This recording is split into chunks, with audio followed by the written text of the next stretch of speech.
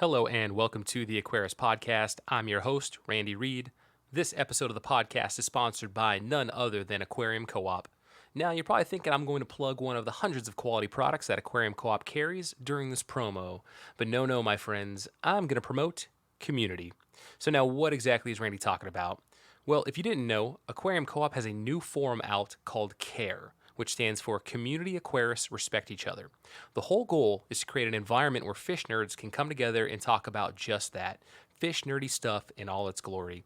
Leave the fighting and name calling to other social media platforms. This is an old school forum with new school features where everyone is encouraged to share their Aquarius experiences and adventures. I've been having a great time on the forum so far, sharing updates and projects in my fish room, posting up Aquarium Co-op related warehouse photos, and seeing some amazing tanks and projects being carried out by other forum members. So come on over to forum.aquariumcoop.com and create an account and jump in on the action. If you missed the website address, it was forum.aquariumcoop.com, and I'll leave a link in the show notes. Now, on to the interview.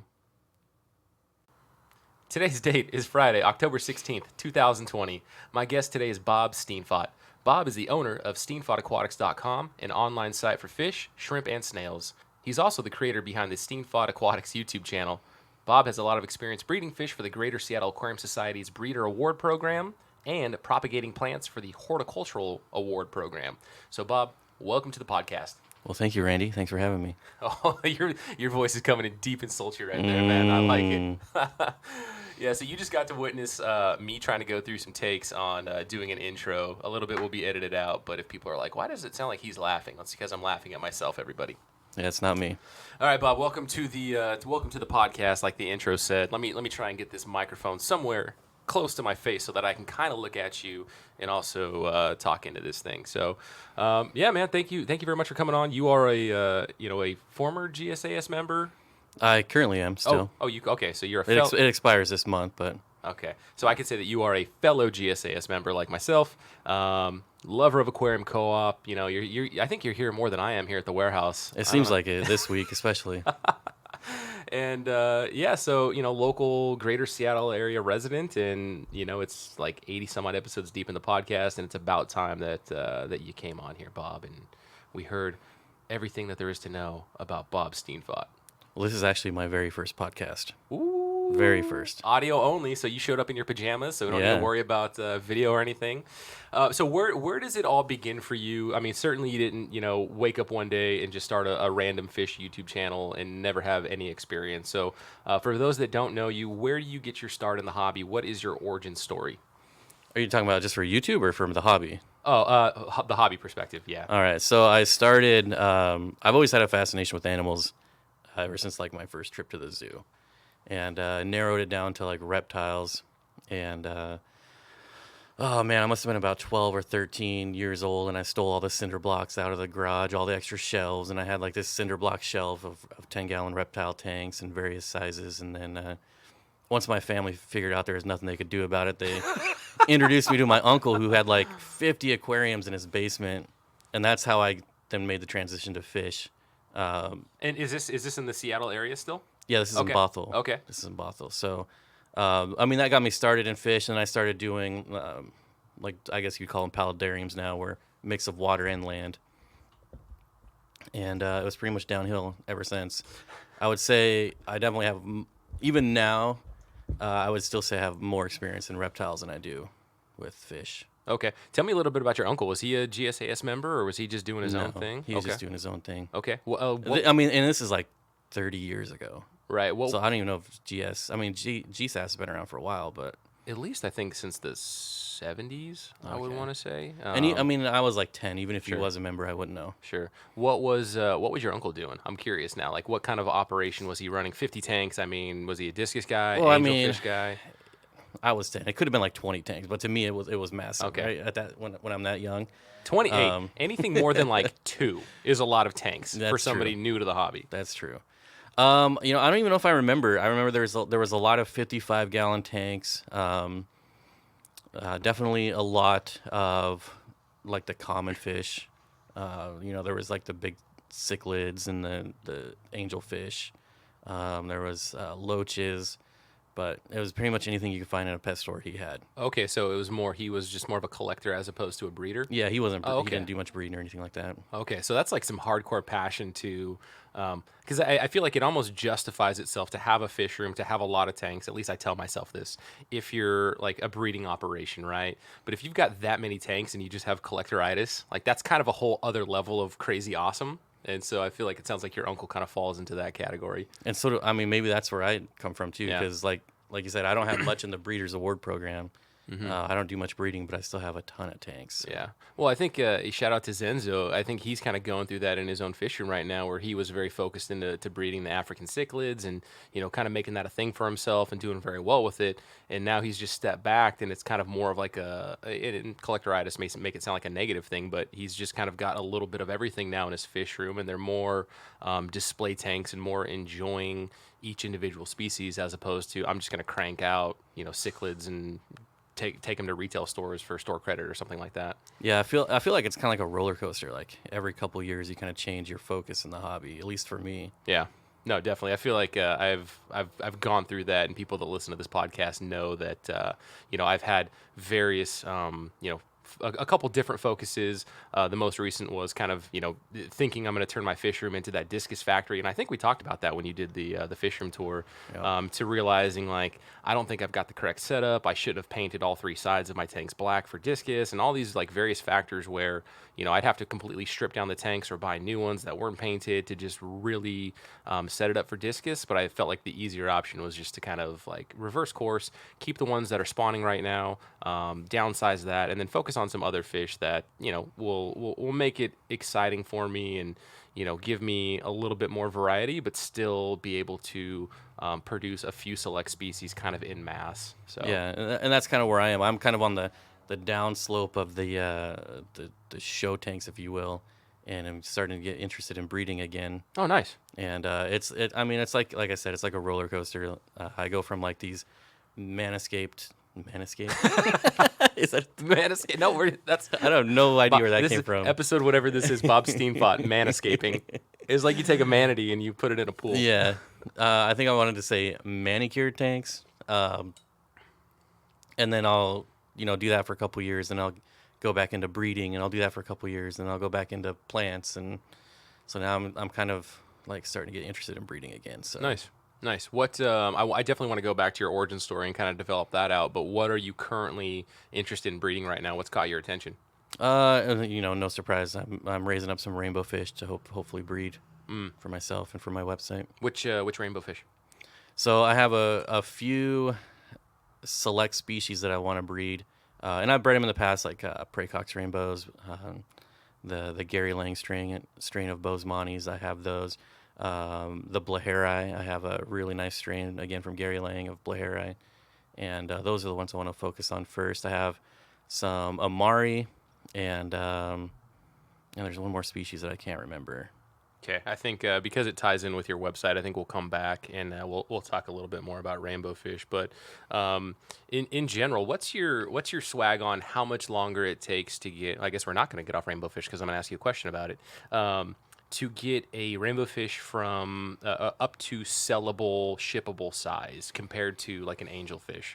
I feel because to me it feels like it's like 2x the time it takes to grow out a rainbow fish. Even 3. I mean, it depends. So I'm not one of those people that just like feed 6 times a day and water change every day, and I'm really trying to just power grow them. Mm-hmm. I still obviously for fry feed a couple times a day, but it's not a race for me. Mm-hmm. So however long it takes, like a Praecox rainbow, you can get sellable size in like 6 months. Yeah. Bozemantes, same, like 7 months. Yeah, I think my Praecox, the ones that you saw in the fish room that are finally, I would say they're about sellable size, which it's always surprising how much smaller you can sell a fish than like what you would think, at least as it's growing out in your fish room. But yeah, I would say like 6 months seems about right from when those guys when they hatched out, feeding them brine shrimp every day for a good solid month to 2 months, I would say, because those guys there was no golden pearl. So for those that don't know, rainbow fish really really really small fry, very very small mouth, and so typically you would have to feed them a very very small, kind of like a powder food, and golden micron or golden pearls in like 50 micron, 100 micron. One of those two really small sizes is kind of one of the first foods for them. And I think I got away with, I take that back. What was I doing? I was doing ceramicron, which I don't think is as small as the typical golden pearls, but maybe they are on that for like a week. Switched them over to brine shrimp because I was hatching that out, a tablespoon pretty much every single day. Just every one of my tanks was getting brine shrimp, angelfish fry, rainbow fish fry. And then I would say, yeah, they probably got that for like 2 months. And then it's just been like extreme krill flake since then. And they're now like 6-7 months later at a size I could take them into the co-op and let them go. Yeah, so the breeder that I buy from, I mean, he can get them ready to go in like 3-4 months. But again, Wow. like that's his job. So he's got it really fine-tuned. Yeah. All right, let's go back to your origin story, sir. So, all right, 12 years old, you're into reptiles. That's, just going crazy in your garage. And then your parents introduce you to your uncle, who's, collector with a bunch of 55 gallons, probably some Oscars, probably a Trans Am in the driveway. Because if you had an Oscar in the 80s or 90s, you probably had a Trans Am in your driveway. At least that's what I like to think. What are some of your first fish? What are some of your first tank setups that you did? My very first tank setup was a 29-gallon. That had reptiles in it, and I had angelfish, and first of all, I didn't know what I was doing. Okay, I was like, Did 12. any of us? So Let's just put that out there first. I had angelfish. I had what else? Pretty much any shark you can get a hold of: bala shark, red tail shark, rainbow shark. Because you're a kid, and the word shark I was is like, in it, right? shark. Yeah, I need all the sharks. I love it. And then clown loaches, and then there's probably some tetras that I don't remember, but. Did you do any live plants at first? I tried live plants, and I feel like, if I remember correctly, Amazon swords were like the only thing I can grow. So it was like a mix of Amazon swords and plastic. Yeah, it was the when I was in the hobby, 10 years ago, and then as a kid, it was always the fake plants. Like rainbow colored gravel or natural covered gravel, whatever it is, but fake aquarium plants. And this idea, like, well, one, I never even thought that you could or was exposed to live aquarium plants, just because it's a kid in his house with no aquarium club and no like crazy interest in fish, like going out, getting the magazines, getting the books or anything, but really enjoying the tanks, enjoying going to the pet store. And then when I was in the hobby in like 2010, again, only really knowing of fake aquarium plants, and it's like, man, look at the selection. You can get them all different sizes, all different varieties. I actually, if I really think back, then I had no concept that they were even based on real plants. It's like, oh, look at these different designs of plants they made, and it's like, oh no, that's actually Bacopa, or that's actually a Vallisneria, or these various real species that they just made into a plastic plant. And then going to my first fish club meeting ever, the Sacramento Aquarium Society, in like 2006 or 7, and hearing a speaker talk, and it happened to be on keeping plants in an aquarium, and I thought it was like the most boring presentation ever. And it's like, really? Like, I showed my first one, we're not talking about Oscars or something cool, like, because I really liked monster fish tanks back then. So yeah, that was my kind of exposure or lack thereof to plants. But now, like, obviously having this massive appreciation for them and understanding how much of a benefit they are to your aquarium. Yeah, most of mine came out of my reptile tanks. Like, I would go to what am I, like, craft stores, and I would buy like fake vines and stuff for my reptiles, and I would just grab them out and throw them in my fish tanks. Oh, nice. Yeah. And then there was never any issue of, like, because they're submerged in water, they leached anything out, or? I never had any issues as far as I know of. Like, okay. I mean, I cleaned them to get all the reptile stuff off of them, but okay. Hey, you cleaned them. That's a plus, right? You didn't just throw them straight in with my. Well, I can tell you a horror story. My the very first time I cleaned my aquarium, I was like, I'm going to take everything out and scrub it because everything was covered in algae. 100%, yep. So I just went over to the sink. I plugged it. I filled it up with sink water, scooped it out of my fish, and just threw them in the sink. Yep. And then spent like, I don't know how, probably like an hour cleaning my tank. Went back to the sink, and all my fish are just like huddled at the bottom because it's just like frozen sink water. Oh, geez. I'm like, and then it just hit me like right then, right when I saw them. I was like, oh crap! Yeah. But none of them died. Yeah. Rushed them back into the tank. And as a kid, we would do the one annual tank cleaning of our, and I think it was a 55-gallon, where everything would come out. Gravel, everything, fish would go in a bucket, and then we'd fill it back up with hose water, just straight hose water, which we had a well, so no chlorine nor chlorine. Thank God, actually, that we had well water, because I'm sure if we were on city water, maybe that would have been much worse for them. But yeah, it was just a complete short of like Lysol or bleach in the tank, like it was just everything came out, everything got washed and cleaned, and then put it back in. And again, not having any literature, not having parents that were like, oh yeah, we're big fish nerds. It was just a thing that we had for the family, and we would definitely just kind of scorch earth it almost. Yeah, and for me, all this was like pre-internet, like early 90s, Oh, for sure. like 90, 91. Yep. And anytime we went on vacation, my family knew if there was like a reptile or a fish shop, we were going there. Like they specifically, just for me, when we went on vacation to the San Diego Zoo, and of course I had to look in the phone book for all the reptile shops, and because there's some good ones in California. Nice. And we drove like an hour just to go to one. That's awesome. I don't know how many reptile shops I went into. I felt like we had a decent number of like independent pet stores though, so that doesn't surprise me at all. Yeah. Well, back then there was like, I mean, pet stores at malls. Yeah. Yeah, the mall pet store, very quintessential memories of that as a kid, and they had puppies, they had kitties, like let's not talk about puppy mills or any of that kind of stuff, but they had puppies, kitties, birds, fish, like they were just kind of everything in something that's like what 1,000 square feet of space. And the selection was way more, especially with reptiles. Yeah, you'd get your Cinnabon hot dog on a stick and then go pick out some fish. Like that's a Your pretty Orange Julius. That's a great evening at the Modesto Mall for those Northern California folks right there. All right, so 29 gallon. You got the kind of Thunderdome tank going on in there. Like how does your experience then and your progression expand from there? So I actually made a weird transition into mammals. I got to the 29 gallon, and I had multiple like 10 and 20 gallon tanks as well. I never had like a specific fish. It was excuse me, I mean, at this point I'm probably like 14 or 15. I'm like, that looks cool, I want it. Right. Don't even know what the name of it is. I would just buy it.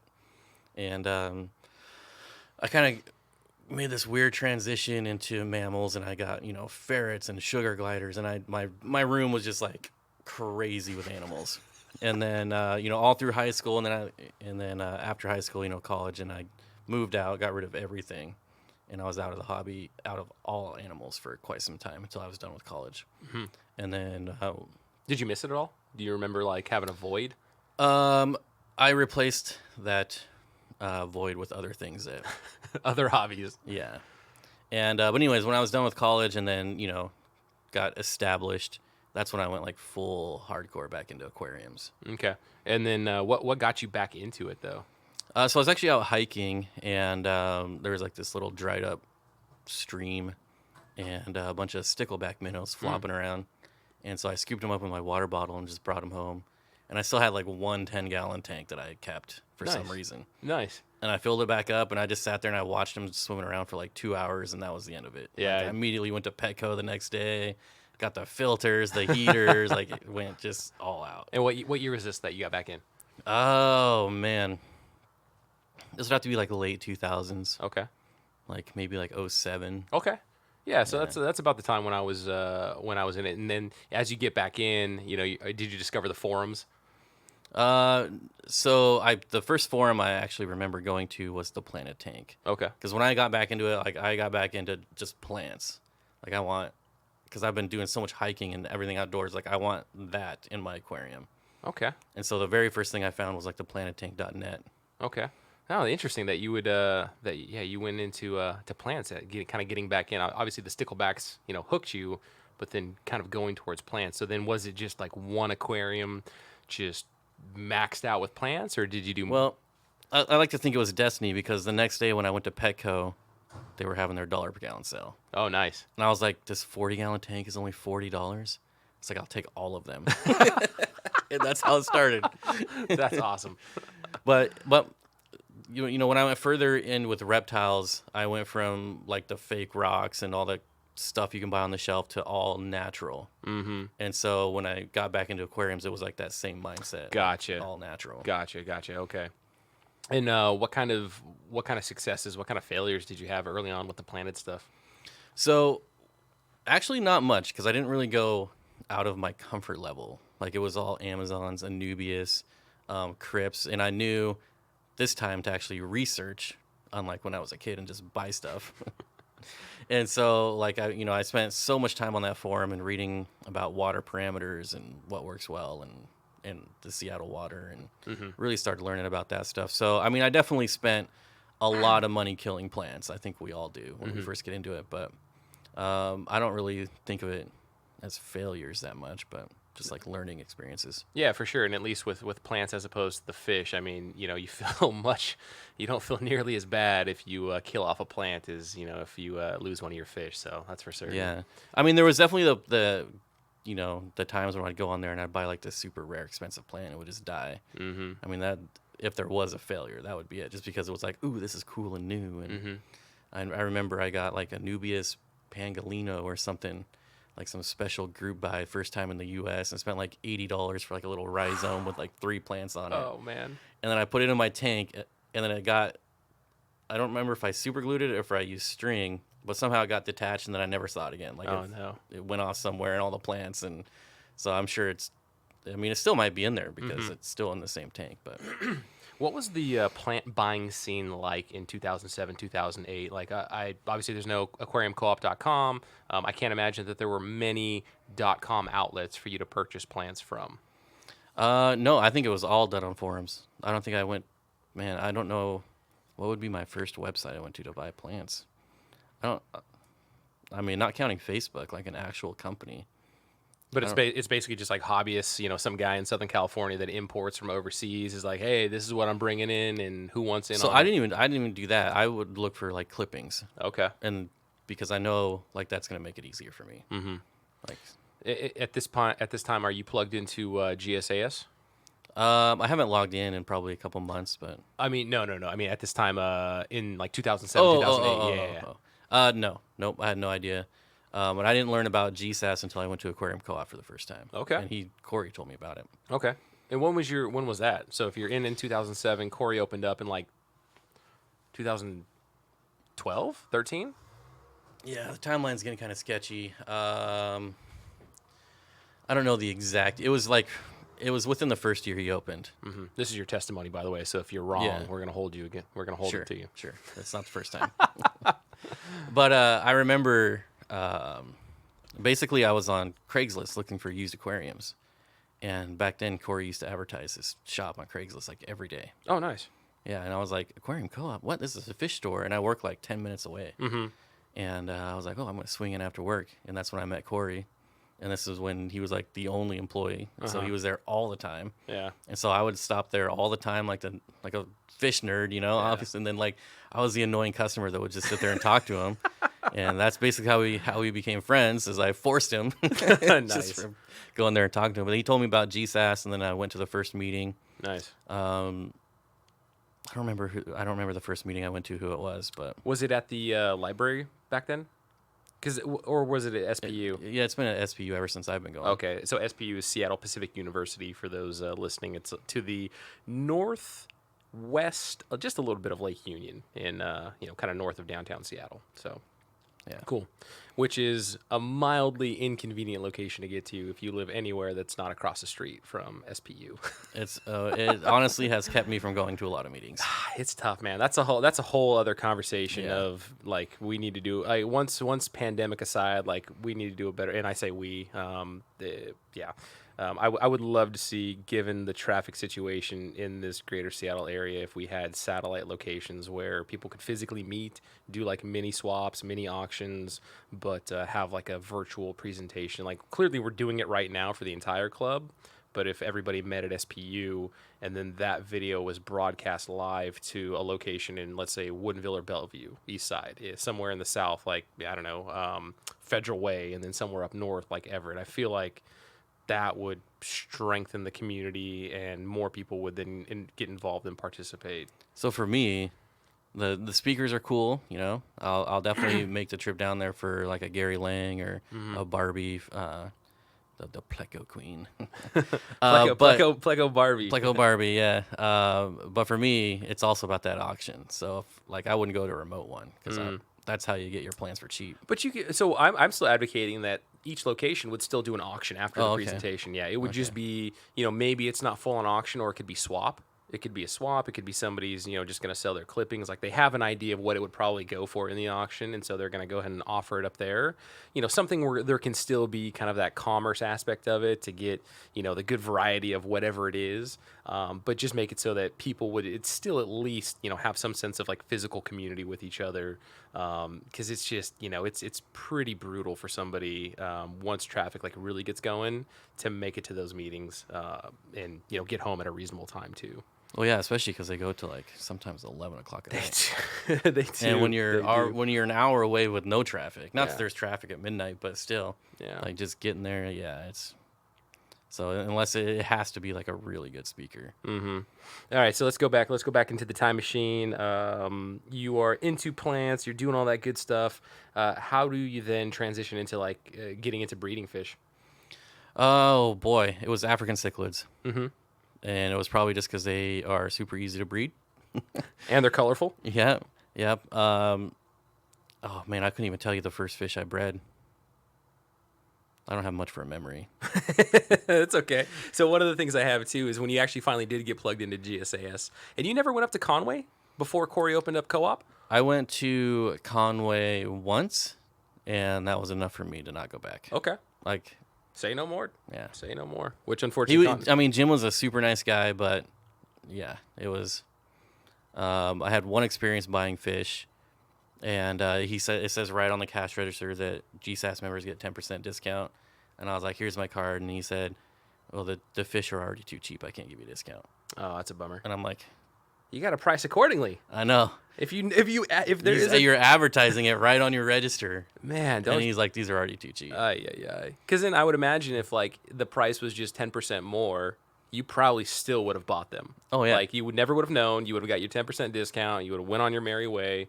Yeah, that's tough, man. That's such a vital component of just each customer interaction. Like as a retailer, you have to be on your game 100% of the time because just that one interaction can ruin it for somebody. There's I like nerdy games and whatnot. You actually came in one time while we were playing Warhammer here in the break Yeah. room, and so there's a local shop that I went into and just had a really bad experience that anybody with common sense would be like, yeah, they should absolutely have just taken care of you and not made you bend over backwards. And I like to think that I'm a pretty easy customer, pretty easy person to please. I've got a decent amount of common sense, but this one was just like, really. Are you really going to do this with the money that I spent in here? And it's never just one thing for me. So it's like the store was dirty, like the tanks were dirty, and I realize it's an old building, but I feel like I was going to fall through the floor. It's just like, and this is not knowing anything about the store going in. Oh, okay. So it was just like I saw it driving through, and I was like, hey, let's stop here real quick. And he had some full-grown male Bosemani rainbows Okay. for like $25. Oh, wow. And I'm like, yeah. Like full, Yeah. oh, okay. I mean, monsters. Okay. Monsters, like Yeah. 5 inches. That's the joy of the audio podcast. People can't see that I like put my fingers together to kind of like simulate the size of an adult Bosemani. So he was right in that the fish were already too cheap, but it was still like, Price accordingly, man. yeah, I mean, that's a $60 fish. Jeez. Does Denny's? I haven't been in there in a while, but does Denny's still have their nice rainbow fish display tank? Not since they moved. Okay, I thought they still might have had it up, but they had some good size. I've only been there once since they moved. Oh, really? Yeah, they had some giant Parkinsoni rainbows. I felt like they had some big Bosemani in there too. But that was a cool tank. Like the substrate, I think the substrate's like 9 inches tall in the front, and then it's like a foot in the back. Just this sloped substrate, massive amount of plants, and just huge rainbow fish there. Well, now they have that African cichlid pond Yes, with yes. the big parrot that lives above it. The parrot passed away. Oh, that's right. I think it's Tiki. That's Tiki, right, that's Kiki, right. something like that. Yeah, that's definitely sad because that was a super cool parrot to see. I love Denny's. Shout out to Denny's Pet World if you're over on the east Yeah, side. I didn't even know who he was. Like, I've had multiple conversations with him, and then one time I went there with the parrot. No. And one time I went there with Corey, and he's like, "That's the owner." And I was like, "Oh, really?" Oh, John, He's a yeah, super nice guy. Yeah. John is a very, very nice guy. Actually had a chance. I've met and talked with him here locally, and also had a chance to talk and hang out in China at Sips with John. So nice. super nice guy. I really like Denny's. Jesse at Denny's is awesome in their fish area, and that's a great place. I'd love to go there and just I'll pick up a couple things. Even though I work at fish and pet store, I'll still go there and buy stuff. And I really enjoy my interactions with pretty much everybody in Denny's and a lot of cool stuff. Okay, so kind of moving forward, let's jump into your GSAS. We've got your Breeders' Award Program archive record. So this is something really, really fun about GSAS is if you are a member, you have access, and this is only going to be for people that are local. Like you actually have to physically be able to attend a meeting or have attended a meeting to join and have access to this kind of stuff. Hopefully, though, other clubs do this, and if you are a part of a club that doesn't do this, maybe look into something like this because this is really fun. For both the Breeders' Award Program and the Horticultural Award Program, you can go in and search any member and see their submissions. So I can see for Bob, even though he claims to be a good breeder, he's only got 15 submissions, which... So... I'm teasing. So I mean, we can. I don't want to like talk negative about anything, but there's certain issues I have with the Breeders' Award Program, so I never really got into it. Ooh, spicy. Not really, spicy. But all right. Let's see if I did it there. Well, yeah. So I'm just gonna point out right here. So we're looking at the list. You guys can't see this, but there's Ancistrus bristlenose, right? There's the regular one. And I get credit for the albinos. Like, it's the same fish, but you get credit. So if I put up the super reds, if I put up the greens, if I put up the longfin greens, all those are a different submission, even though they're the same fish. You know, I don't really agree with that. To be fair, I am finding the longfin super red to be infinitely more challenging to breed than the short fin one. It is the one that I haven't bred yet. But otherwise, every bristlenose, I just throw in a tank and they breed. I could give you that, and I would say so. That's where there's that fine line of, how do we make this fun for everybody? How do we make everybody feel like they're involved in the competition, but then also balance it with people that are just straight competitive? And I think you might maybe have a little bit of that streak. So might be a little competitive. one thought would be, let's let the variants, let's let the different color varieties count for like a bristlenose or a guppy per se, so that people can have more submissions and feel and be able to hit those different levels, right? So one, it's an internal competition with yourself, right? You can hit these various levels of novice, amateur, expert, master breeder. So you can do those things individually with your submissions. But then there's also an annual competition where whoever has the most points. So, you could see that somebody could potentially kind of game it if they're trying to, win the annual competition and breed all the different guppy varieties. Hopefully at some point maybe the chairperson might step in and limit that, although then that becomes kind of a subjective as opposed to objective rule. But I think there's kind of that balancing act of how do we make this thing fun and engaging and get everybody involved, and yet keep it so that people can't game the system, because we know people always want to game the system. Yeah, and the other issue is when I see like just this new strain, like this is my own made up strain.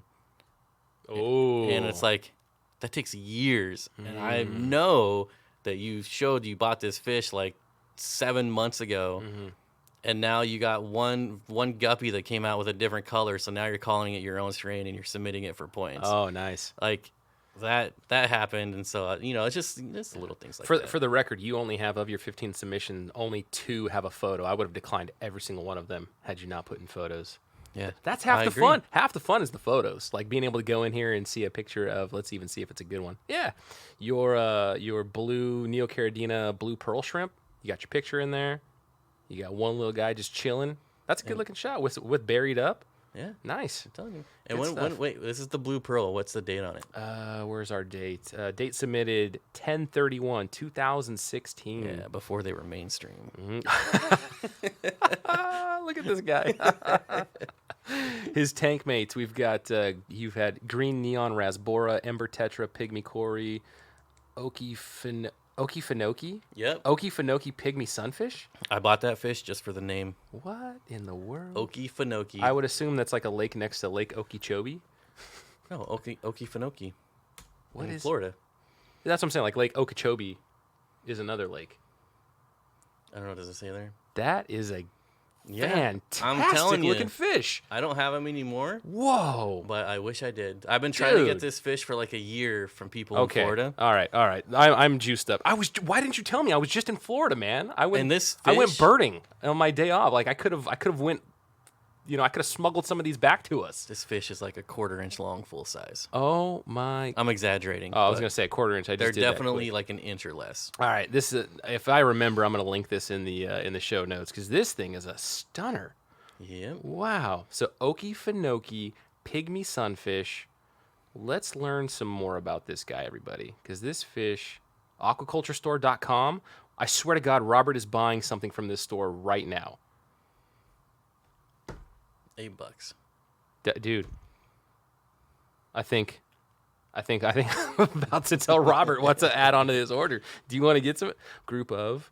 Ooh, all right. So shout out to aquaculturestore.com. They have the Okefenokee. Okay, dude. So we need to buy these before I publish this episode, so they don't run out of these things. One, that assumes that people actually listen to this, and two, that How assumes much is it? How much is the 8-pack? the 8-pack. Let's find out. So Mix. one female. Well, let's just go down the list here. One female, $8.95. Market price. I like that. They want to let you know you're getting a good deal. $12.95. Okay, for one female. One male, same price. Here we go. 4 mixed sex juveniles and adults, $28.95. That's a good discount. But the market price is still $12.95. What are they doing now? They gotta update that code on the forum. All right, and then let's do 8 because I think I'd go with the 8. Oh yeah. Do they need? I feel like I could probably put these guys in my next garage tub. And you're gonna want to do brine shrimp.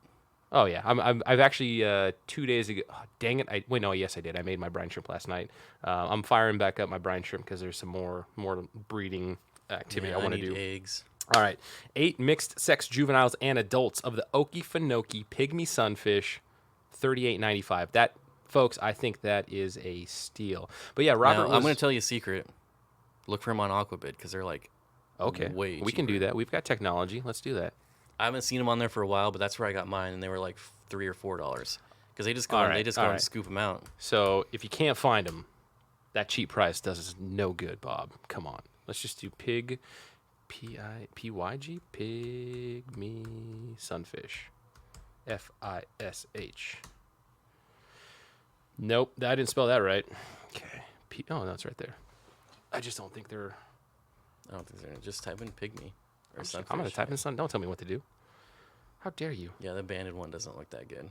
All right, so the only sunfish. So right now it's supply and demand, buddy. I know. Your Aquabid's got zero I supply. think if you start breeding those, that's a sweet looking sunfish. that's a monster. Dude, so our native fish, like granted, sorry folks. They're pretty awesome looking. There's a lot of really, really cool U.S. native fish that are incredibly beautiful, but the sunfish. Well, we have them in Washington too. Olympic mud minnow? No, sunfish. Do we? Dude, wait, am I thinking of? Yeah, my dad has some in his pond. We have sunfish? Well, let's find out. Let's diverge and do that. This is a free podcast, so people can't complain too much about bouncing around on topics and whatnot. No, but that's super awesome. I seriously think. I think I'm gonna pull the trigger on this and tell Robert. I'm actually going to send him the link right now while we are talking and tell him to buy this for me. Get me some too. Do you want me to get 2 of them? Yeah. All right. You can just wait and I'll breed them. You or I can. You want to not race? wait. Are we gonna race? Whatever. So we're both gonna get. I mean, I've done it before, so if you want to lose, so we're both gonna get. Oh man, this is good. All right, so we're both gonna get 2 8 mixed sex juveniles. Did you tell him to? Hold on. I'm setting Come up. on, I'm man. setting up the competition, man. Everybody's like on pins and needles right now, trying to figure out what's gonna happen. We're gonna do Bob Steenfott and I, Randy Reed, Aquarius podcast host, kind of juvenile. Wait, no, Padawan breeder. We're gonna have a competition. And it's going to be whoever can breed the most or the first. First. Should we do points, or should it be both? Both. Both. Okay, so we'll figure out the point system and how we'll do this. But I think we'll do first to breed and then most to breed, and then we'll check back in. Oh, this is good. All right, Bob. And now I know where to buy them to pad my numbers. You dog. I'm going to contact these people and say, do not sell any more of these to the state of Washington. You're gonna have to smuggle it. You know what? I think I would do that. I would say don't. If I had control, I would say don't sell it to the state of Washington. But if you were such a competitive person that you would smuggle them in from Idaho or Oregon, I feel like I'd be okay with that. Like if you had to go through all that trouble. Well, as you heard from my Breeders' Award program, I'm not one for cheating. Buy 2. 1 for me. 8 packs. 1 for me. 1 for Bob. The 8 pack. Yeah. Thank you. Please. Smiley face, please. There. That was not a smiley face. Just saying. That was the O face. That was the O face? All right, well, let's go back and do the O face. Hold on. I realize we're excited, but come on. No, we'll make it better. We'll go and give Robert a sticker. Let's do a... Give him a GIF. You want a GIF? Which GIF should we give him? I don't know. Just type in a random word. This is what I do. Just pick a random word. Helicopter. Give him a Hulk Hogan GIF. That's my favorite thing. Hulk Hogan GIFs? All right. Oh, they're so good. Not Hulk. Hog fan. Yeah, look how excited he is. Should we do the hell yeah, brother? Or do we want him No, him ripping the shirt? Yeah. Him ripping the shirt. He's so excited. That's going to be me when I beat you in this competition. Just Hulk Hogan ripping his shirt apart. What are you going to do, brother? Tell you what, brother. All right. Okefenokee Pygmy Sunfish. All right, let's read this description. Let's make this the Aquarius podcast, and people actually can learn something. The Okefenokee Pygmy Sunfish is an excellent fish for a nanotank. That's their misspelling, not me, folks. They can breed in as little as 5 gallons of water and prefer a well-planted aquarium.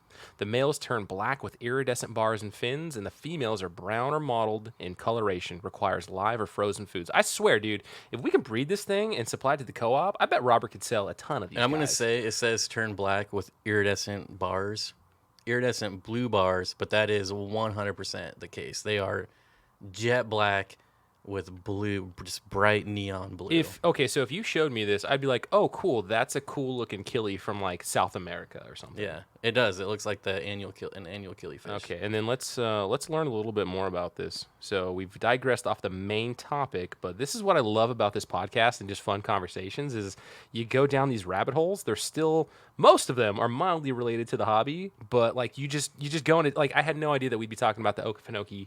And I talk about this probably like every 4 months on my live stream. Really? Just in case there's someone from Florida that can go get All right, here we go. Okefenokee Pygmy Sunfish is a species of pygmy sunfish found in the southeastern United States where it prefers water with dense vegetation, growth in the Altamaha drainage in southern Georgia, south to Lake Okeechobee, Florida. See? I told you there's a Lake Okeechobee. Interior lake basins. I think, didn't Alan Jackson have a song about Lake Okeechobee? And upper Swanee, Withlacoochee, I swear that's literally what that says. Hillsborough River drainage on the Gulf Coast of Florida. Yeah, so I was pretty darn far away from this. It would have been about a 6-hour drive for me to go from where I was in Florida a couple weeks ago up to here. But yeah, but to be fair, they're all over in Florida. And they're least concerned too. What's all over in Florida are the what were they? They were like the blue-banded tilapia. I think it was probably convicts. It was a tilapia species that I saw. I'll show you some pictures too. But dude, Florida, man, there's so much stuff in the water. There's so many animals. Just seeing iguanas sunbathing in Florida is hilarious. It's like there's iguana roadkill. Yeah, iguana roadkill is a thing. When I was there was anoles everywhere. Oh, the little everywhere. Yeah. All right. So, Okefenokee Pygmy Sunfish, this thing is awesome. The diet, let's do the I already kind of read the description. Diet, some good foods to try in the aquarium are California blackworms, Daphnia, grindleworms, microworms, and having a healthy population of snails. Oh, they eat snails? Live food is a must. You think they eat snails, though? I've never seen one eat a snail. That's pretty good, man, because some of my tanks have those real tiny little bladder snails that I absolutely hate. I wouldn't mind scraping some of those out to feed into this thing. Dude, this is a winning fish if it also eats snails. Some pygmy sunfish will learn to supplement their diet with crushed flake food. I guarantee you they will crush extreme krill flake. 100%. Yeah, I bet. But this should not be relied upon as the only food source. The crushed flake food, fish flakes are a good idea though because they will feed the microfauna that will turn into feed the Elasoma. I don't even know what that is.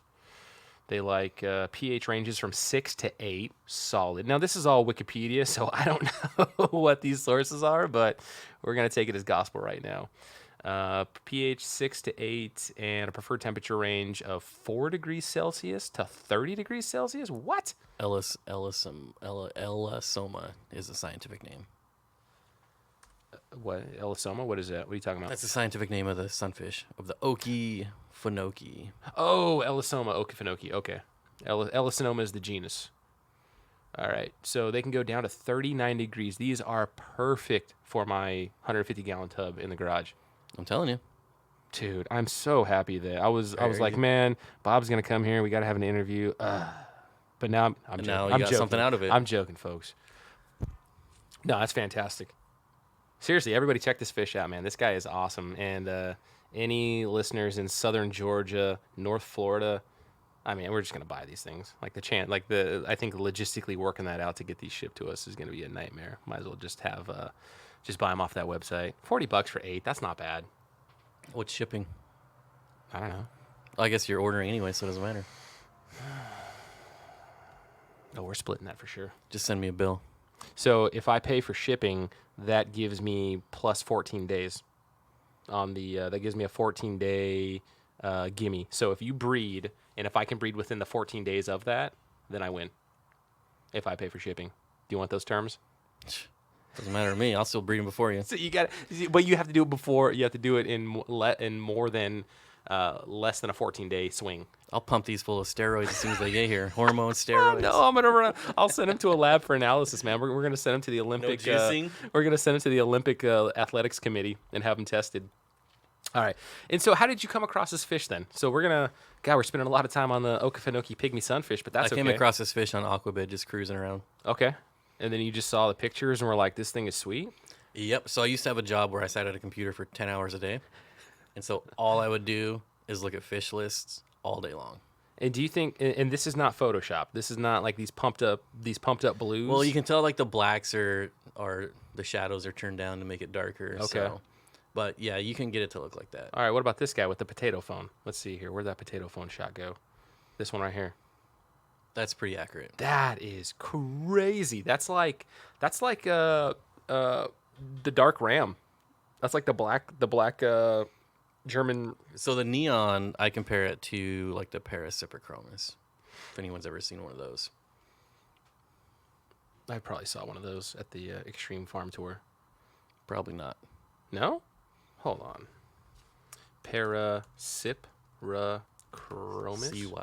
CY. That's close enough. Yeah, see? Look at the images. They definitely had something like this. Because I think he said that was one of his favorite fish that he had. I think this might have been in one of the first vats that I visited. I don't know, it's been a while since I've watched that video. That video's doing so good, man. It is, yeah. That was such a fun tour. I want to go back there. That was an awesome. Yeah, awesome I'm gonna go fall. back. Sponsored by Co-op. Co-op's gonna pay me to go back. Let's go, man. I have got more business in Florida to do. You can tag along, and then actually I need to go up north too. Road trip. Mm-hmm. Well, Jimmy was almost gonna go with me. When are we gonna get the Co-op motorhome The Co-op motorhome with the sweet graphics on the side and like the tour bus? So I've already told Corey I want our delivery van. I want to get that thing like wrapped in Mabu puffer. Just Mabu puffer print. This Ford Transit van going down the road, and then in the front we'd have 3D. We could have 3D. It would be the Dumb and Dumber version, but for Aquarium Co-op. You know, their dog wagon. Mm-hmm. So it would be the Mabu print all across, like all over the van. We would convert the headlights to be big and bulbous, like Mabu puffer eyeballs, and then we would get 3D the 4 teeth in the front on the grill. It would just be the puffer van, dude. That would be so good. And then that could double as like we'll just put some cots in there, and that'll be the RV. Fold down. We're on a shoestring budget, man. We can't afford a full-on RV. Or we can get like a 1980. I can get you a 39-foot retired bus for $3,000. And how much money is it going to take to get this thing running, Bob? They run. They run? Yeah. Okay. All right. The co-op bus. Do we just take a tour across America? Since there's like 0 flights. You know how awesome that would be? Oh man. I wonder if there's any way of like we could have like aerosol sprays in the air killing viruses and stuff, if we could actually have like large crowd gatherings, do like fan meetups in all the states that we can drive to. I'm sure something could be done. 49 states, drive up to Alaska. That'd be kind of sweet. All right. Anyways. Digressing hard. So then your personal experiences with this fish, you got them on Aquabid. How many did you get? I think I got a dozen Okay. ish. And then how long did you have them for? And what kind of happened? Oh man, I had them for probably 3-4 years, and then just change things up, sell them. Okay. Did you list them here in the GSAS? Probably not. Probably not this guy. All right, Bob. Let's go. Let's see all your entries. Did you list them? No, I do not see them. And so, breeding them, like, what was your experience with breeding these fish? I just put them in a tank and let them. Let them do their thing. Yep. And I would assume what, egg scatterers? And then lots of live food, lots and lots and lots of plants. Very dense because they are really small. I mean, that's an adult you're looking at right there. Mm-hmm. I think, what did that website say, that they can get up to Inch and a quarter. Inch and a quarter. But mine never got that big. Wow. That's pretty generous. That is such a cool, that is such an amazing fish. And the fact that it's a native, a U.S. native, just really amplifies it for me. And goes cold. And goes cold. Ooh, so good. So good. That's a pond fish for sure, or an outside tub fish. Did you have a heated fish room at the time? Or what kind of yeah. setup were they in? Oh yeah. Okay. So I had them in a 40 breeder. Okay. And in a 29 gallon. And so they did okay year round at a consistent temperature? Oh yeah. Okay. Yeah. Because I felt like, but my room's only heated to like low 70s. Oh, all right. Because I felt like that's where I went wrong with those other Gadiids that I have again, is that they were just in a fish room that was too warm for them for too long, and that they needed a seasonal change. Yeah, I had an interesting experience with a Goodyead, the trout Goodyead. Okay. So I've had this Goodyead for pretty close to a year. Adults, never bred. And all I did was move the hang-on back from the back of the tank to the side to create a ton of flow. And now they're breeding like crazy. Huh. All it took was flow. Well, that's really big with species like loaches, right? Like the hillstream loaches. Yep. Like they need that current. And I don't know if you went to Mark Dufel from the UK. You went to his talk. Yep. I would love. I was in communication with him very early on. I really wanted to get him in the podcast. One, because he specializes in a really cool species or type of fish, and the second is that he has a British accent, which anybody with a British accent instantly goes up like 10 IQ points for me.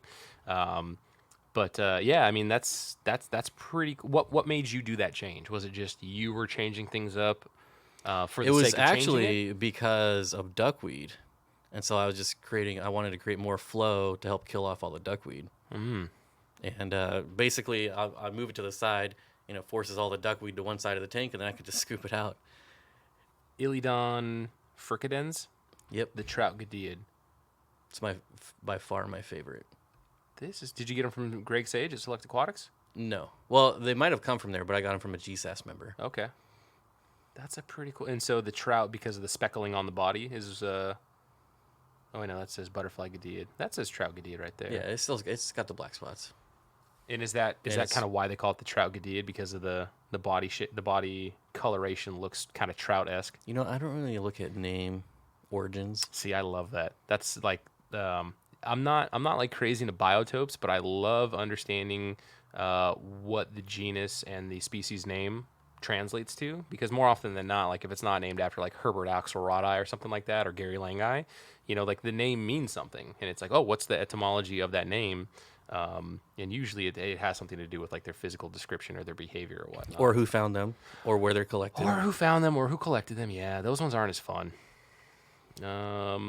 You're just No, they because are. you don't have a fish named after yourself. Stop it. Not yet. My secret plans. What does it say? It's one of the. Greg Sage says it's one of the prettiest fish in his fish room. Commonly called the trout Goodyeads. Do you still have these guys? Oh yeah. Nice. Yep. I'll never get rid of those. Those are awesome. Which means I'll probably have them for another couple years. To be fair though, I feel like a couple years is that's a pretty good stretch. Like unless you're commercially selling, well, not commercially, that's the wrong term, but unless you're like actively breeding them to distribute or sell, that feels pretty good. And that's kind of cool that you should honestly, like, that's your care's chops right there, man. Just always keep that, because have to imagine if that's a Goodyead, it's probably not doing so hot out in the wild. I have that one and the Tequila split. There you go. Yeah. Let's do a those little things, I have so many tequila fry. Gadiad. Are you planning on selling those and making them available on the website? Possibly. See, part of me, and obviously you run your business how you want to, but I feel like with these endangered fish, like it's like you almost got to give them away for free if somebody's willing to Yeah, pay the well, shipping. I mean, and to be honest, they're not the most popular fish. No, for sure. Yeah. I mean, they're any Gadiad is like... they're kind of a pug, right? So Yeah. I have a pug, and they're kind of like a pug of the fish world with more of a sad endangered story behind them. Like they are cute and pretty in their own respect, but they're not like you're never gonna win the masses over like with a golden retriever or like a cardinal tetra. It's like You know what I mean? like a Volkswagen Bug. Like, yeah, that's pretty cool, but I don't ever want to own one. But they're neat, They... Well, and with buying a car, like obviously everybody has finite resources, and you can't just go and buy every car that you want unless you're Jay Leno or somebody like that. And the same thing with tanks. I'm working on it though. Well, with like aquariums, you have a finite of aquarium space. And you can't just go and Thunderdome everything, and you can't just you have to put at some point collectoritis has to come into check, or you get people come to your house to stage an intervention with you. So we're talking about Iliodon fricandins. Yeah, so they're definitely so you can learn a lot about them on the Gadiad working group, which shout out to John Lyons. A lot of information here about them, but no doubt in trouble in Mexico where they're native to. Yeah, I'm It's sure. another place I want to go collect. Absolutely. I don't know if you heard that conversation with Dr. John Lyons. He's out of the University of Wisconsin. He's made, what do you say, like 40 or 50 trips to Mexico. Between him and Jose Gonzalez, who's been on the podcast before too, they're like, if we're going to go down to Mexico, and John, I talked very much with him about kind of the security and whatnot of going down to Mexico and making sure that you're staying safe. Like I would never try to do a solo thing. I would never try to arrange something solo, but like the next time that those two guys, or just one of them, when they're going down there in a group, I absolutely want to be a part of that. Cause they're gonna know the places that they're going to. They're gonna know the locals. They're gonna have so much of a better sense of the security, but also just going and knowing where to actually go to look for the fish. So yes, Bob, let's go. I'm down. Let's go. That's one of the things I want to do more. Well, I wanted to do more this year, but obviously not. But is travel more. Yeah. Well, in prep for all that, like I really am drawn to South America, Central America, and so I'm on like day 100 of my Duolingo streak for learning Spanish, and so every night my son and I we do one or two Spanish lessons, and so my whole goal is just to try to beef up my Spanish speaking as much as I possibly can. Like in Peru, I knew enough to just not be completely useless and totally lost. Like in China, dude, that was very difficult. Not even being able to say 2 or 3 incredibly basic things, but being able to go down to Peru and actually, have like 100, 200 word vocabulary, super, super helpful. And, just trying to build upon that, knowing that, I want to do these annual trips. I want to take my family. I want to do just so much stuff, maybe do some humanitarian work down there, spend a couple months down there doing whatever to help people out. But yes, learning Spanish. Yeah, I need to. I've only been down there once. And it was Mexico? Mexico, yeah. Okay. Where'd you go? TJ? Yep. Okay. So, yeah, not even worth talking about. But all right, that's another future collaboration opportunity right there, is going down to Mexico and seeing these Gadiads and just all the different species they have. And then you go on the East Coast, the Gulf of Mexico, off the Atlantic, and you start getting into all the live bearers and whatnot. And yeah, I want to go down to Ecuador, get some apistos. Which apistos in Ecuador in particular? Oh, geez, now you're gonna put you really on the make spot. Me think. Which one is it that's down there? Ecuador apisto. There's, I'm pretty sure, I could be wrong, but I'm pretty sure there's like 12 species down there. All right, let's see what the old Googles tells us. Ooh, Google doesn't like me right now. New apistogramma species from Ecuador by the Cichlid Room. Juan Miguel. Look at that. Friend of the podcast. I don't have Facebook anymore. So he lists a aguarico. I'm pretty sure there's like has been a published dozen species. The new species described from the Lagartopus Tococha River in the northeastern Ecuador. Okay, so let's check this guy out. All right. Ooh. Oh, it's one of these guys with like the super fancy finnage. That's an awesome fish. Yep. So Ecuador, where is that going to be in relation to the equator? Sorry. Ecuador. I'm just trying to think of like temperature in my head, where Ecuador sits relative to. It's gonna be like mid-70s. Okay, so north of Peru, just kind of okay. So just tucked right in there between Peru and Colombia. Yep, and I want to go up to Colombia too. Yes. So I know that you're totally into birding like Jimmy and I, but apparently this region right here in Colombia, this north right here. I was gonna say I don't think he'll get me in Venezuela anytime soon. We can go to look for the original collections point of the Endlers. Yeah, of Endlers I'll live bears. stay out of there for a while. So right here, northeastern Colombia, I watched like a 45-minute YouTube special on. It was produced or paid for by the Colombia Tourism Department, and they featured like an American National Geographic photographer who hooked up with a couple of like very popular Colombian birders, bird guides, and they did this like from the beach into some forest, and just the amount of bird species that you see and how awesome these birds are. It's like, oh man. Yeah, well, and flights to everywhere right now are so cheap. But Bogota, super cheap flights. Lima, super cheap flights. Everywhere down there. Nice. So yeah, Ecuador, that's just tucked in right there, man. That's awesome. I feel like I should have known that. Oh well. Well, thank God for Google Maps.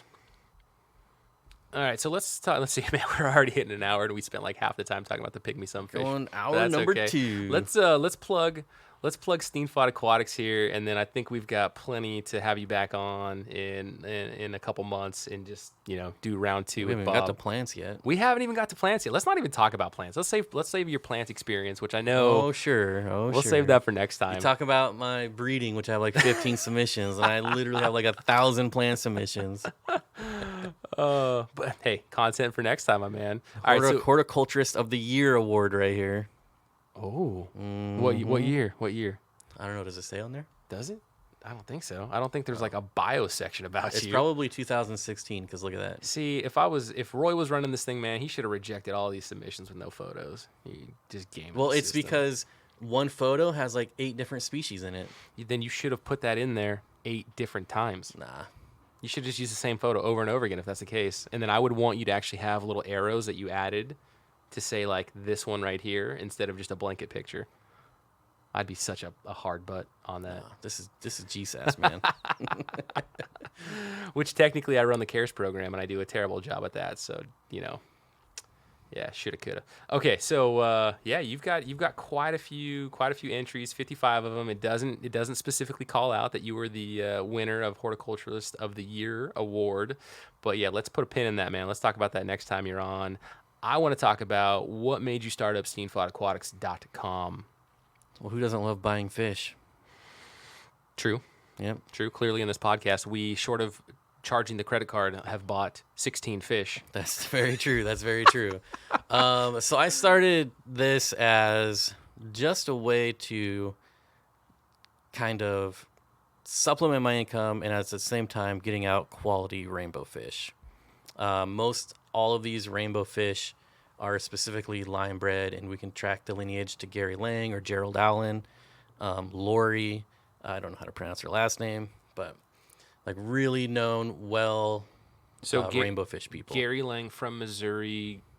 Allen, what's Allen's first name? Gerald. Gerald Allen. He's in Australia, right? Or am I thinking of a different?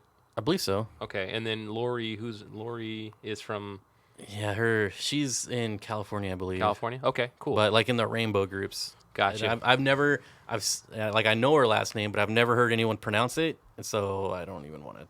Okay. No worries. What letter does it begin with? S. Lori S. It's like All right. SJ. Does it look like Fundula Panchek's Stodeni? SJOD like ENTI. I could kind be of? wrong, but Okay. it's like, man, I don't want to try to All pronounce right, so that. I interrupted you. I'm sorry. So rainbow fish, go. So yeah, almost all of these I can tell you exactly where they came from, where they were collected. The prey cocks or the pagi, you can't find those online unless you're like specifically looking like Aquabit or something. Right. But as far as like a retail stop, so that's why I'm sold out a lot of the times, is because I have to wait for people to breed these. Like I don't want to be the guy that brings in a 10-cent prey cox rainbow, and So your rainbow fish are not going to be coming from a wholesaler, right? Your other fish. there's 2 or 3 species on there that comes from wholesalers. Okay. So the Parkinsoni, the Kamaka, that might be, and Threadfin. Okay. But all these other ones, though. These are all going to be captive bred, like, and they're pure strain. They're not, they're not farm bred in Florida, so they're not crossed with anything. Tell me how you feel about that. Don't tell me how you feel about that. I mean, you know what? Honestly, I don't mind it. Yeah. But for people to start off with rainbow fish and to go into like a Petco or PetSmart, I see it all the time in the rainbow groups that I'm in on Facebook of what's wrong with my fish? What's wrong with my fish? And rainbow fish are one of those fish that they're easy to keep, but they also need clean water. So if you miss like 2 water changes, they're going to start having problems. What's your how'd you get started in rainbow fish? Actually, Dustin's fish tanks. Nice. So when I got back into the hobby, eventually, I discovered fish on YouTube, and that was one of the first channels I found. And he had that big, like 200 and some gallon planted tank with rainbow with Bosemani. Okay. And I was like, that's the coolest fish I've ever seen. The Bosemani is a pretty awesome fish, and what's so nice is you get that wow factor from like a cardinal tetra, but you get the size, right? And I think so many people coming into the hobby, we have this mentality of bigger's better. And so that's where, probably the monster fish and the big cichlids did so well for so long, is because bigger's better. But you get this nice, I think Bosemani Rainbow gives you this nice mix of, it's a decent sized fish. It's not tiny. It's not a nano fish, but it's not this monster honking fish. You know what I mean? Are you, you kind of following what I'm trying to describe it? Yeah. And then relatively peaceful with other tank mates. And I guess the Madagascan rainbow fish is not captive bred either. So 4 of them. Okay. So the reason that I started this was, what am I trying to say here? I want a good quality rainbow fish, and I wanted to get them out there at a cheaper price because I want more people to have rainbow fish, essentially. So am I the cheapest? No, but I'm cheaper than a lot of places selling farm bred. And so that's kind of one of my goals. And then when I first started, it was this thing of like, I'm going to buy all the fish. And I just kept bringing in all these fish. And now I'm transitioning into more captive bred, to even eventually getting to sell stuff that is only bred by me. So what does that operation look like then? Because right now your website, and this is people, please bookmark this website. Follow Bob on his Steenford Aquatics YouTube channel, where I'm sure he'll give you way more updates. But I would say with pandemic and just kind of everything going on, I think that's a reason for a lot of the stuff not being available, and just stuff just being it's a real difficult time right now. Like before this happened, like clown killies, peacock gutch, and panagar is always in stock, and these are all fish that I've gotten enough times with just really good success that's why they're on my website, because I'm very confident these fish do well. Panagars are so cool too. Yeah.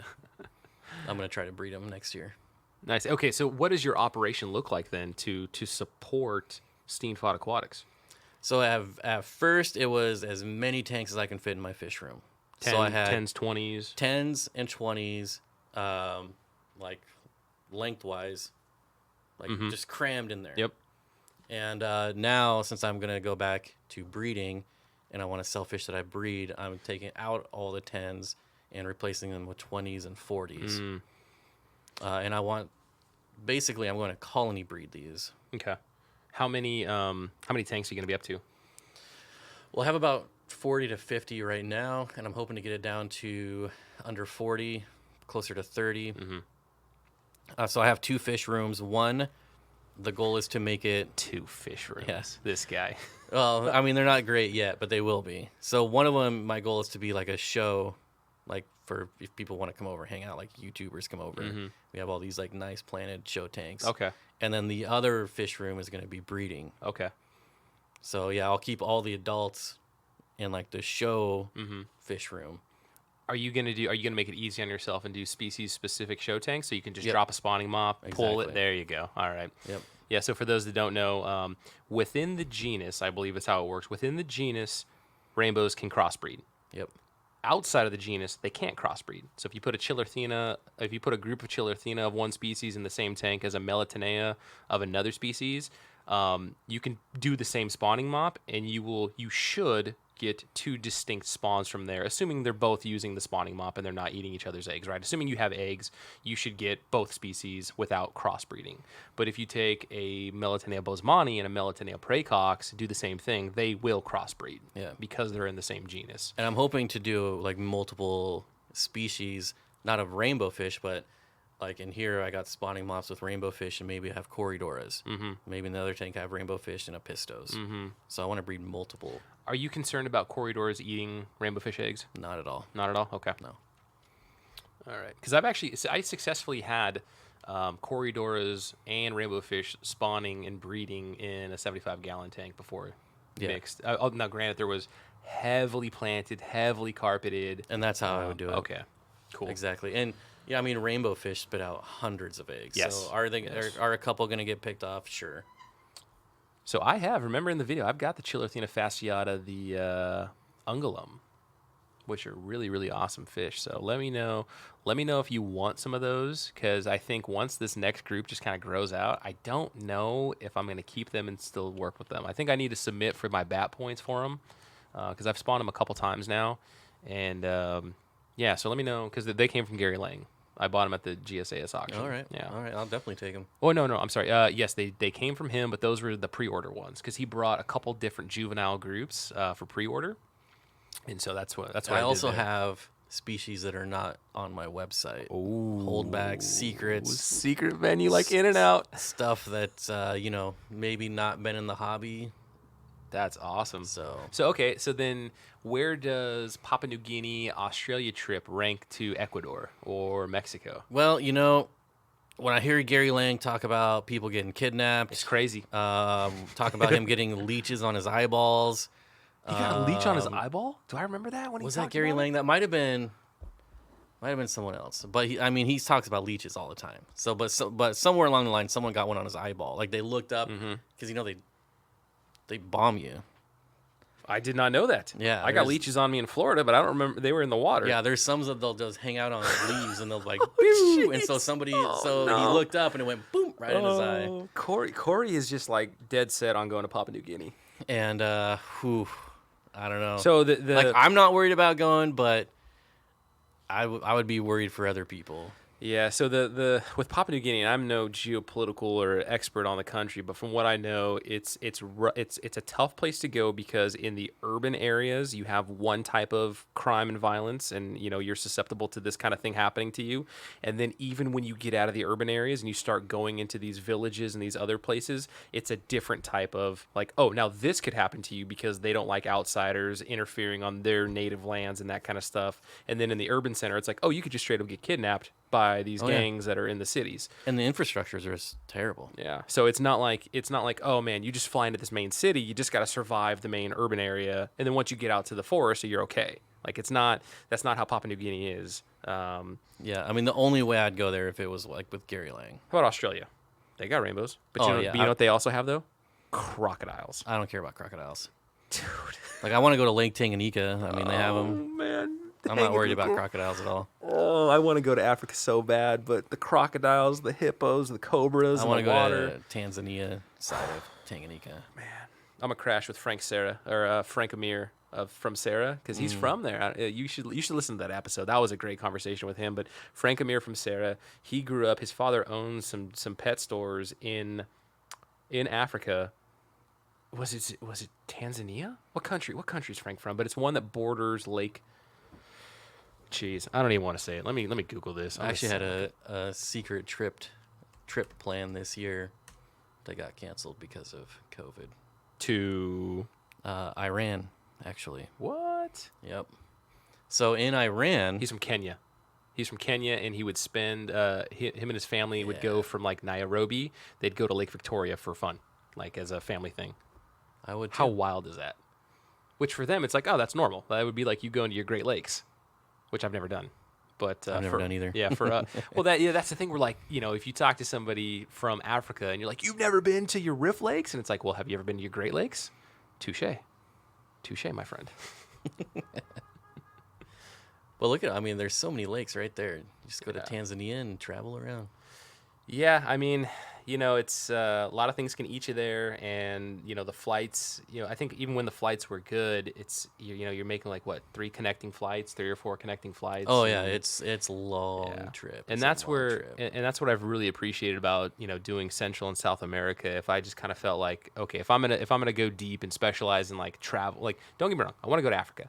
But if I'm going to make consistent trips, being able to go to Peru or Brazil or, Colombia, where for the most part they speak either Spanish or Portuguese, which has a lot of similarities with Spanish, I feel like I could do decently well there. And it's a much, much, much shorter flight. That all being said, man, I'd love to go to Africa. 100%. Madagascar. Madagascar would be super cool, too. Bring back a lemur. I've been dreaming about Madagascar since the cartoon. No, since I was like 10. What made Madagascar so intriguing to you? The reptiles. See, that'd be like the 3rd episode we do. Just have you. We could do because I did with Rat Cross. We had the Dendrobates, the dart frog podcast, where like half the content was about dart frogs. But having you talk about some of your other experiences with reptiles, because I'm sure that there's enough people that listen to this that probably industry have a has reptile. changed so much since the 90s. It's ridiculous. Yeah. As long as we stop bringing over snakes that are large enough to kill people, I'm okay with the What the about? reptile hobby. You can have like a 3-foot copperhead kill people. So Yeah, but there's there's the poisonous you just don't like being aspect. swallowed by one. I don't like the idea of of being swallowed. And they've shown the charts of like what it takes. So Florida, the Everglades, And yet you're gonna go to South America. scientifically they say, that the Everglades are just overrun with these invasive what are they? The reticulated pythons. And it takes like they've shown the food mammal pyramid of what it takes to get one of these pythons up to like female 20-foot long full of eggs. 30. It takes like a zoo. It takes like every rabbit, ever given out at Easter to get one of these reptiles up to that size, and it's incredible. It's a lot of dogs and cats. It's man. Oh boy. All right, Bob Steenfott, where can people follow you at if they're like, hey man, I like the sound of this guy, I like the cut of his jib. How can I follow Bob Steenfott or learn more about him? I am by far the most active on YouTube. Okay, and that would be the Steenford Aquatics YouTube channel, and we'll have a link to that in Weekly the live stream every Monday. weekly live stream. So if you like the sound of Bob and you want to interact live with him via Like chat, the cut of my jib. the cut of your jib, man, I love that term. I use it now, and people are like, "What does that mean?" You use like cut they of your jib too? Yeah, they think it's offensive. They're Oh, I like, say that every once in a while. Cut of your "God." jib, nice. And they're like, "What does that mean?" I try to bring back Jonesin. Jonesin. Just Jonesin for some Gatorade or Jonesin for the what are you drinking there? Kirkland vitamin Dragon water? fruit. Jonesin for some dragon fruit. What I'm jonesing for are some Pygmy Okefenokee Pygmy Sunfish. It's just a word, man. Dude, I'm so excited about that. That's a fun fish. word to say. I think that might just be Bob Steenfott this episode on the Okefenokee Sunfish, Pygmy Sunfish. So good. All right, Bob, man, this has been fantastic. Definitely looking forward to round 2 and 3 of having you on the podcast, man. Thank you very much. Thanks for having me.